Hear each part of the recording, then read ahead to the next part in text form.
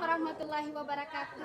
Bertemu lagi dengan saya Ibu Andi Nirwana, CGP Angkatan 10 dari SMK Negeri 1 Selayar, Sulawesi Selatan. Kali ini saya akan melakukan praobservasi tentang tugas dari modul 2 CGP, modul 2.3 CGP tentang coaching untuk supervisi akademik. Di samping saya sudah ada Ibu Rida Aulia, SPD, MPD, sebagai guru yang akan saya supervisi di salah satu mata pelajaran yang Ibu ambil. Selamat pagi Bu Rida, Assalamualaikum. Pagi Bu Ana, waalaikumsalam. Ya, apa kabar hari ini? Alhamdulillah baik. Alhamdulillah. Jadi pagi ini Ibu Rida, saya sebagai calon CGP ada salah satu tugas kami di modul 2.3 tentang coaching untuk supervisi akademik.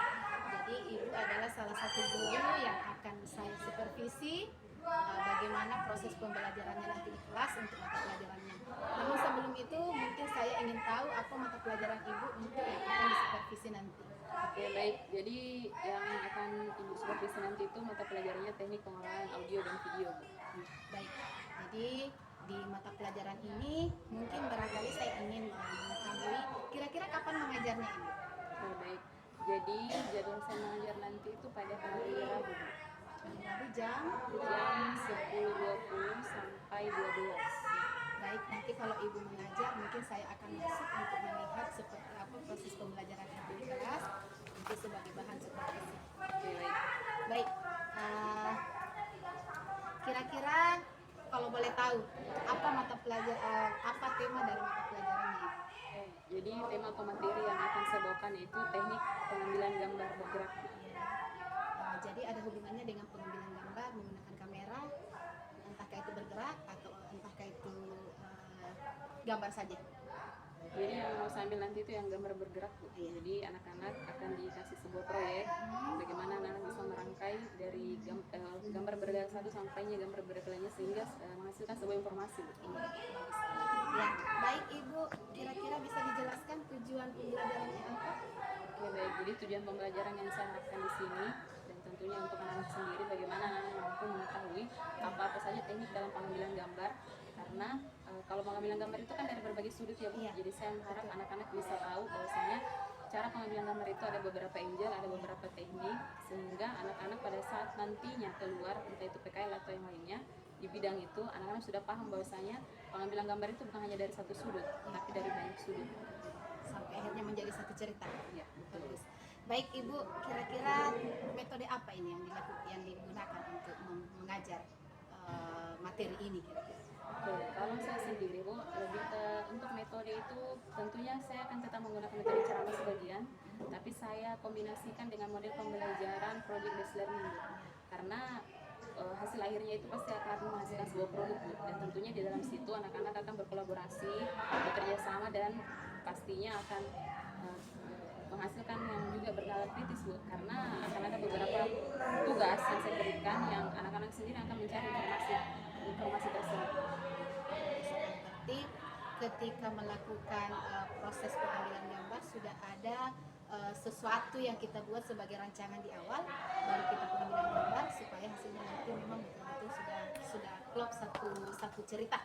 Ya, bagus Bu. Baik, kira-kira bagian mana area yang mau dikembangkan dari materi yang Ibu bawakan?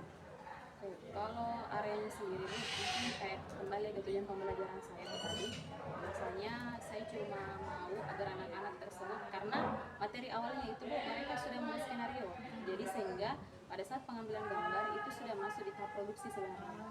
Jadi anak-anak tahu bahwasanya dalam membuat sebuah film atau hal lainnya tentu ada beberapa tahap yang dilewati dari produksi sampai proses.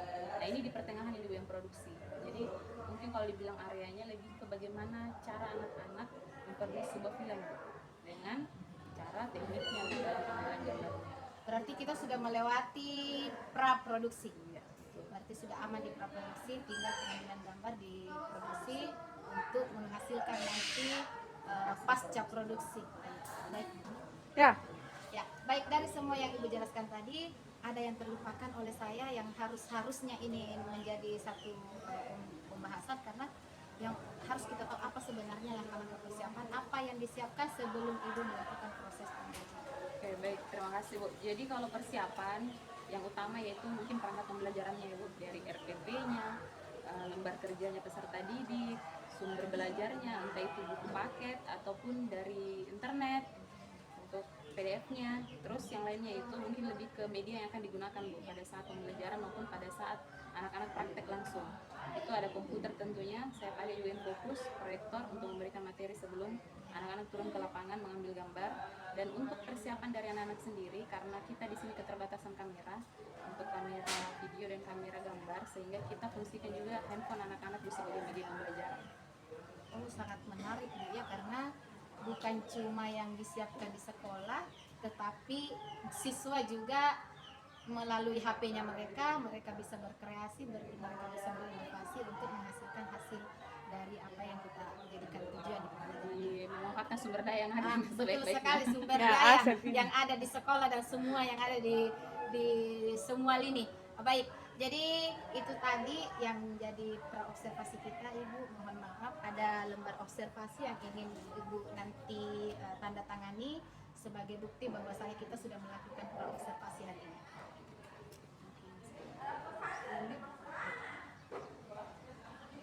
Terima kasih Bu Rida. Assalamualaikum warahmatullahi wabarakatuh. Waalaikumsalam warahmatullahi wabarakatuh.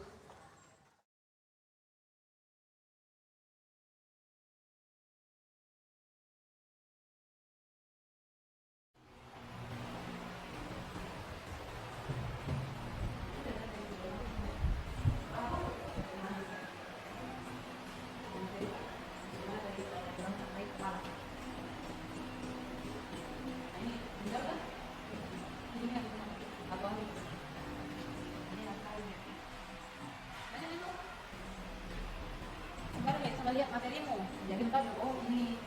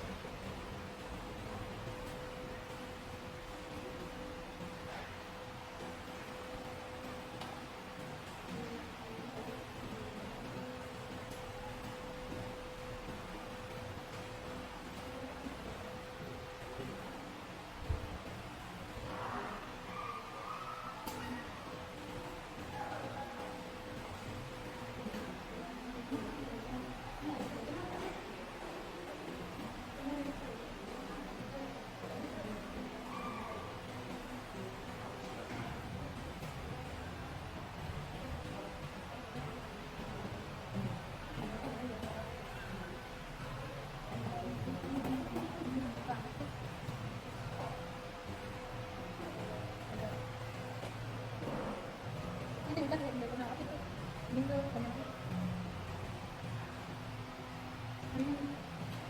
yang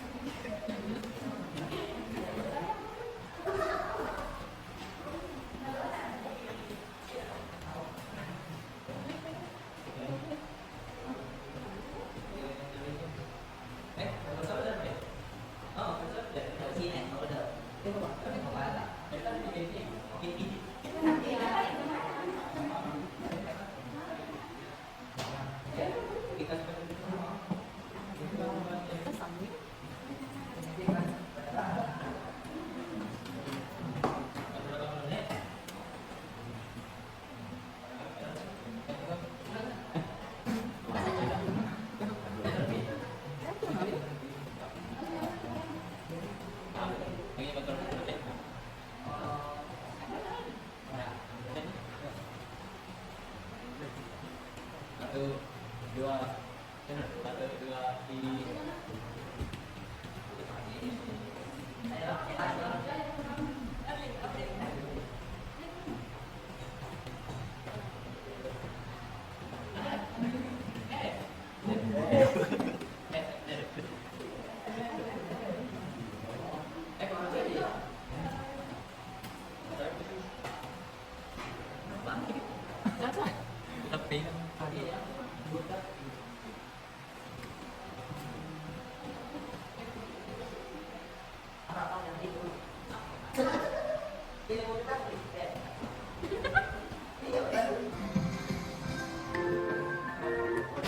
Tapi ini menggunakan teknik menggunakan teknik itu pengambilan gambar yang memperlihatkan bagian kepala bagian kecil dan juga kecil.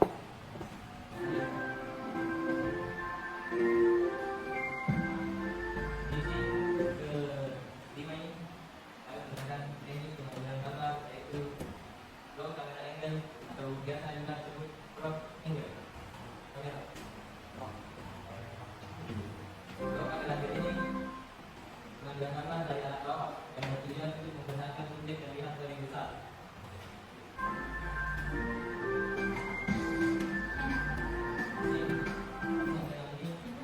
Kami menggunakan teknik pengambilan gambar yaitu medium close up. Pengambilan gambar yang memperlihatkan bagian dada sampai kepala samping.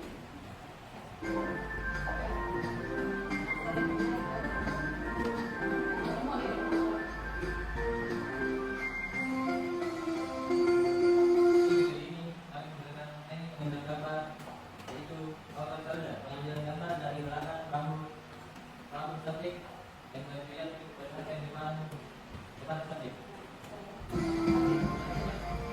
Sekian presentasi saya kami melihat kalian yang menggunakan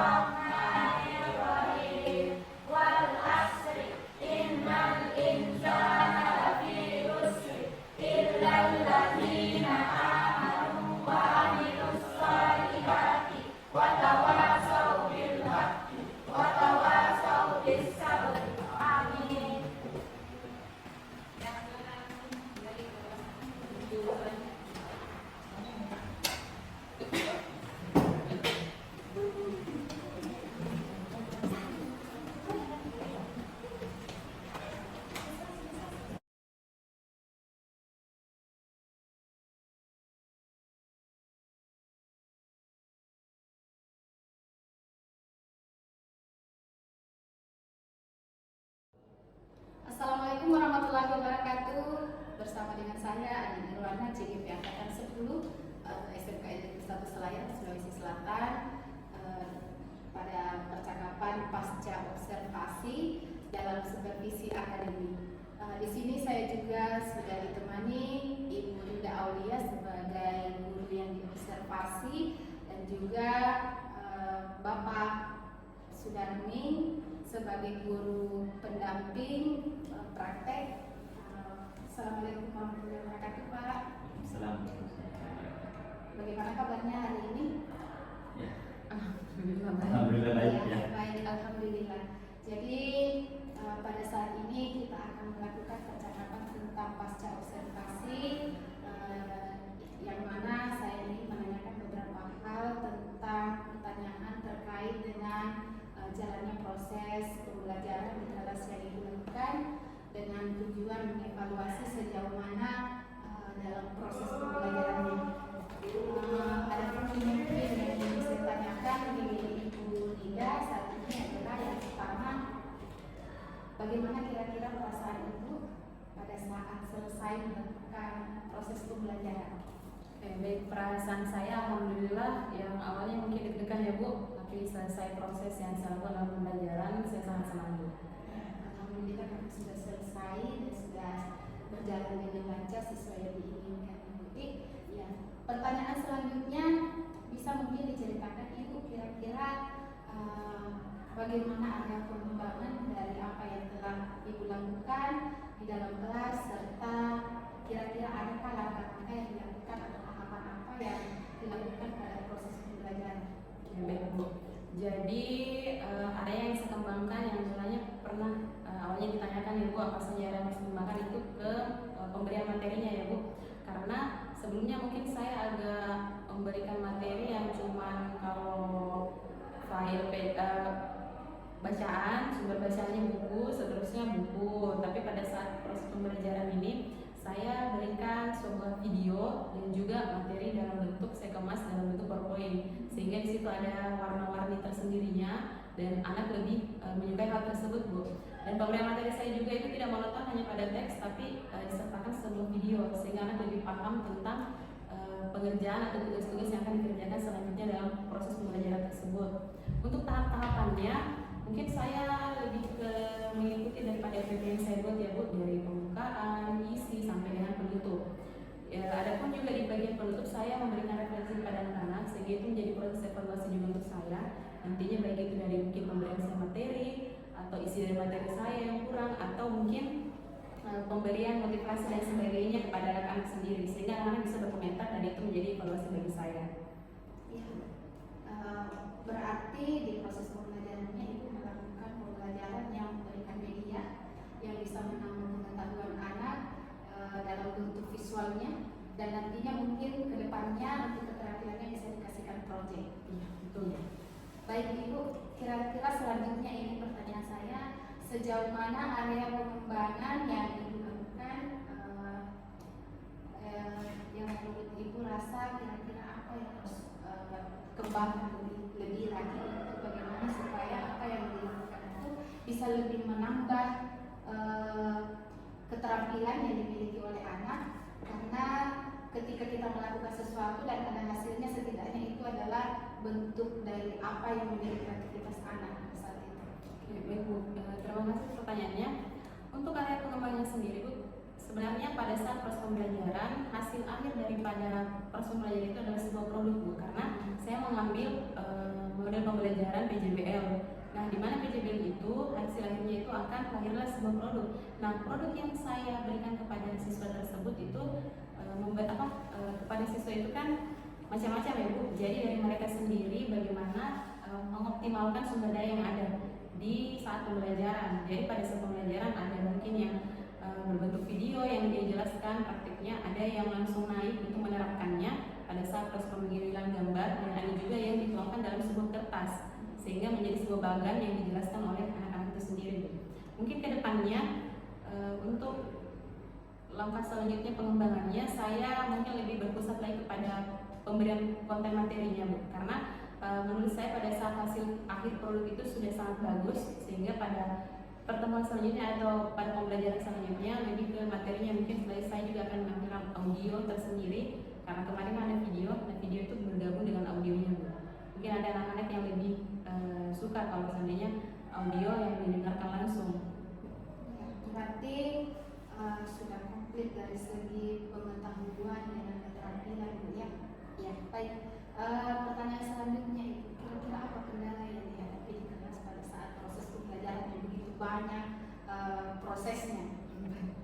Baik Bu, kalau kendala tentunya ada ya Bu, di mana kadang estimasi waktu saya belajar itu kurang lebih 2 jam ya Bu, atas, dan tentunya kalau 2 jam itu sudah agak jenuh ya Bu. Jadi kadang saya kendalanya di situ, kadang ada siswa yang sudah selesai mengerjakan tugas sehingga tentunya dia akan memiliki waktu senjang.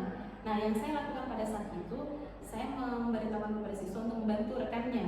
Nah, kurangnya saya di situ ketika kurangnya ice breathing lah, atau mungkin teknik-teknik lain seperti teknik stop begitu yang saya terapkan sehingga anak juga kadang mulai jenuh dengan durasi waktu yang mungkin agak lama. Itu mungkin kendala-kendala yang saya Ya. dapat.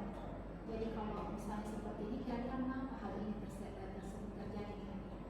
Karena mungkin begini Bu, karena yang seperti saya katakan durasi waktu untuk mengajar itu kan sekitar 3 jam lebih ya Bu. Nah di situ saya kurangnya di situ Bu, yang memberikan SBQ Bu. Kadang anak-anak juga mungkin mulai sudah ngantuk, kurang jenuh ya begitu Bu. Dan kadang juga kan mereka cepat yang menyelesaikan tugasnya. Itu saja sih Bu yang saya rasa kayak waktu, karena waktu siang juga jam-jam mengajar saya juga pada saat itu waktu siang dimana sudah mulai nyelasa itu bosan ya. Betul. Ya, jadi sebenarnya kendala cuma dari segi waktu saja Bu ya, karena terlalu panjang range waktu antara pembelajaran, terlalu banyak waktunya, dan anak-anak karena antusiasnya makanya terlalu cepat selesai begitu guys. Ya baik. Untuk hal yang dibahasakan tadi, kira-kira kalau kendala yang Ibu rasa ini yang harus saya lakukan ke depannya, kira-kira kapan dilakukan itu? Baik Bu, kalau kapan dilakukan mungkin secepatnya Bu, karena alhamdulillah kan anak-anak sudah bisa refleksi, saya juga sudah mengetahui mengevaluasi diri sendiri bahwasanya ini yang kurang, sehingga mungkin ke depannya saya bisa lebih perbaiki lagi Bu. Dan tentunya saya tetap akan ada refleksi itu setiap kali pertemuan, karena saya juga mau agar perkembangan saya juga lebih baik lagi dalam mengajar. Terima kasih banyak Ibu Frida, mudah-mudahan apa yang diinginkan ini yang ingin dikembangkan bisa cepat bisa terrealisasi. Terima kasih banyak karena sudah meluangkan waktunya untuk bisa diobservasi. Itu saja mungkin barangkali Ibu. Terima kasih banyak. Assalamualaikum warahmatullahi wabarakatuh. Waalaikumsalam warahmatullahi wabarakatuh. Sedikit saya memberikan tanggapan ya, dari proses coaching yang Ibu Nirwana yang dilakukan tadi sudah berhasil, karena saya lihat di sini coach itu sudah banyak berbicara, sudah bisa saya melihat tadi sudah lepas sekali menyampaikan apa yang di perasaannya, dari perasaannya, kemudian menjabarkan apa yang dia lakukan di kelas, kemudian yang pertanyaan-pertanyaan pemantik yang diberikan oleh Ibu Nirwana sebagai coach juga itu sangat berhasil mengidentifikasi masalah yang dihadapi, menyadari kekurangan saya pada saat mengajar atau ini ya. Dan kemudian mendapat juga apa yang akan dilakukan ke depannya nanti, seperti apa dan kapan akan direncanakan untuk perbaikannya. Itu tentunya adalah setiap pertemuan memang wajib untuk melakukan refleksi ya, karena agar pembelajaran yang kita lakukan itu bisa menjadi, kalau kita melakukan refleksi maka ada pembelajaran itu akan semakin bervariasi ke depannya, tidak monoton pembelajaran kita. Karena kalau kita tidak melakukan refleksi maka boleh jadi tidak apa yang kita rencanakan itu tidak sesuai dengan apa maunya siswa, kebutuhan anak seperti apa. Jadi perlu ada refleksi setiap pertemuan. Jadi menurut saya ini coachingnya sudah bagus, karena walaupun memang sebenarnya terkadang akan beda lah ya pada saat kita dipantau dengan coaching yang tidak dipantau langsung, agak beda. Itu sangat nampak juga dan sulit disembunyikan ya. Saya kira itu sudah bagus dan terima kasih atas waktunya. Assalamualaikum warahmatullahi wabarakatuh. Baik, terima kasih Pak Sudarmi sebagai guru pengganti pengajar praktik, Ibu Rida sebagai guru yang diobservasi. Terima kasih banyak sudah meluangkan waktunya untuk proses percakapan pasca observasi ini. Terima kasih banyak. Itu tadi percakapan observasi pasca observasi saya. Andi Nirwana angkatan CGP angkatan 10